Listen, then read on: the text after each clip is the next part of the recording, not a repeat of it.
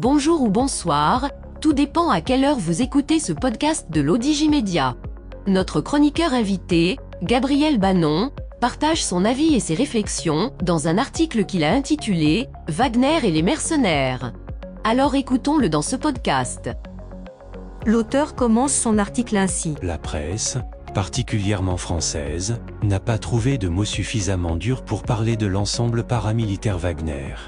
Le groupe Wagner, également connu comme PMC Wagner, CHVK Wagner ou CHVK Wagner, est une organisation paramilitaire qui œuvre dans le but d'assurer la défense des intérêts extérieurs de la Russie.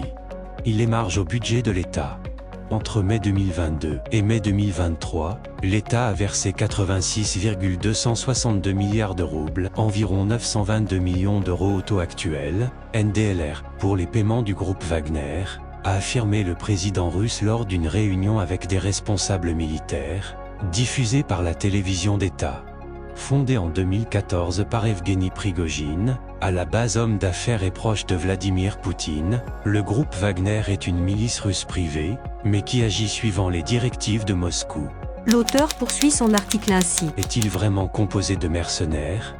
Que dit le petit Robert à ce propos ? Le mercenaire est un combattant qui ne travaille que pour un salaire, c'est un soldat professionnel à la solde d'un gouvernement étranger. La presse française ne va-t-elle pas un peu vite en besogne en considérant le groupe Wagner comme un ramassis de mercenaires sans foi ni loi ?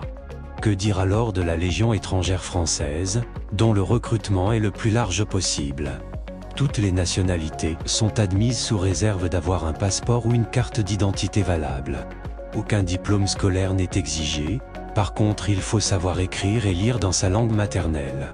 Être âgé de plus de 17 ans et demi et de moins de 39 ans et demi le jour de la présentation au poste d'information. Se munir de toute pièce administrative utile, titre de séjour, photocopie de livret de famille, certificat de mariage, certificat de divorce, extrait d'acte de naissance, etc.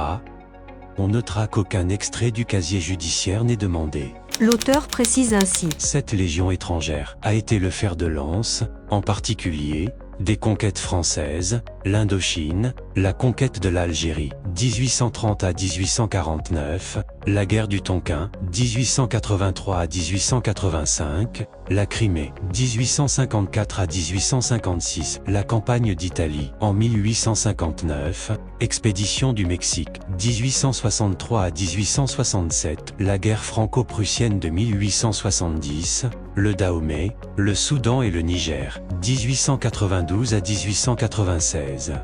Les traditions à la Légion étrangère constituent un ciment pour ce corps qui se traduisent par les détails vestimentaires, les emblèmes et symboles spécifiques, les chants et musiques, et enfin par ses fêtes particulières. Les légionnaires, surnommés également les képis blancs, de la couleur de leur coiffe, blanchis sous le soleil, ont acquis leur notoriété lors des combats menés sur les champs de bataille du monde entier, notamment dans le cadre des conquêtes coloniales, des deux guerres mondiales, et des guerres d'Indochine et d'Algérie.